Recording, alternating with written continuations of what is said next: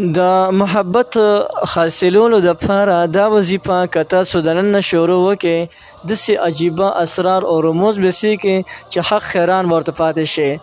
د خاوندانو د خلوت دپاره هم دا وظیفه یو ډیره زبردسته وظیفه ده. بسم الله الرحمن الرحیم. السلام علیکم ورحمت الله وبرکاته. زما رونو خویندو، د محبت د پاره به مونږ ډیر زیات وظایف کړي، ډیر زیات اعمال هم کړي، تعویضونه هم کړي دي، ارس هم کړي دي، لیکن په هر کرت باندې مونږه ناکامه شوي یو.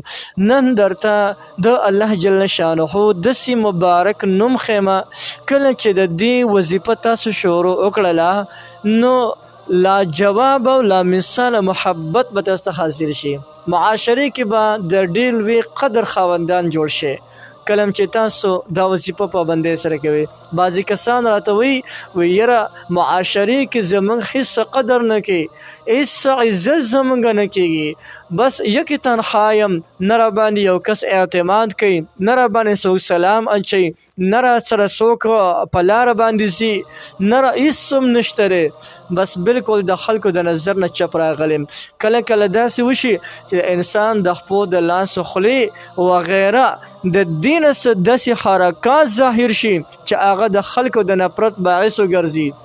د هغې د وجې نه کله کله انسان گفتار او خبرې په داسې انداز کې وکړي چې هغه د خلکو د نفرت باعث وګرځي. کله چې خبرې کوي احتیاط سره کوي، یو د ژبې فرخر وي او یو د توري فرخر وي. جراحات السنان الحتیام ولا یلتام ما جرح اللسان. یو فرخر د توري دی چې دا به خشي په مرحم سره، ولا یلتام ما جرح اللسان. او یو پرخر د ژبې دی چې دا چرته کم دی له چې کم دی ټیکېدل نشته. نو یو تاسو کوشش کوئ چې کله خبرې کوئ د موقع مناسبت سره خبرې کوئ، داسې مه کوئ چې بیا وروسته تاسو په هغې باندې ستومانه یې، په هغې باندې بیا وروسته چې کوم دی هغه چې کوم دی تاسو بیا وروسته په هغې باندې خپېمانه یې. نو خبرې په ښکلي انداز کې کوي. کله کله د انسان نه داسې حرکات وګرځي، داسې حرکات وشي چې هغه د خلکو د نفرت باعث وګرځي. لیکن نن درته یو ډیر زبردسته وظیفه خیمه، که دا وظیفه تاسو د نن نه شروع کړه او دا کم عمل درته خیم، که د نن نه دا عمل تاسو شروع وکړئ انشاءالله چې په تمام مخلوق کې به الله جل شانه تاته یو قسم له حیبت او یو قسم له محبت درکړي. هر سړی به بیا دستانه زاریږي، قربانیږي. دا وظیفه هغه ښځه هم کولی شي چې د هغې نه خاوند ناراضه شوي په څه وجه باندې، یا هغه خاوند چې د هغې نه ښځه ناراضه شوي وي او دوی دواړه وایي چې زموږ دا کور دوباره جوړ شي، نو د هغې دپاره هم تاسو دا وظیفه او دا عمل بالکل هغه تاسو کولی شئ. نو د صح محبت د حصول دپاره د الله جل شانه یو ډیر مبارک نوم دی، الودود. د ټولو اول به تاسو یو کار وکړئ، د سپین ریحمو یوه کفړه به راوالئ او په هغې باندې به 15 کرته الودود ولیکئ. الودود الودود الودود، دا د الله جل شانه نوم دی.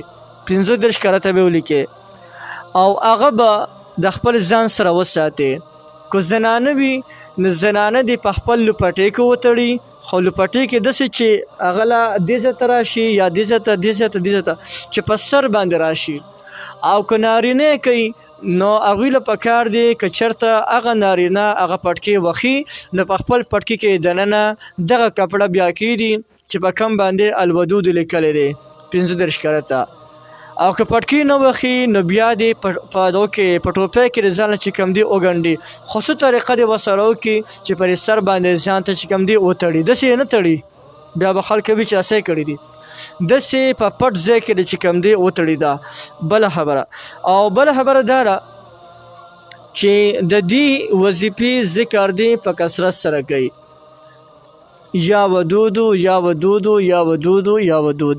د ده په خولې باندې چې هر وخت دا ذکر جاری وي، یا ودودو یا ودود یا ودود.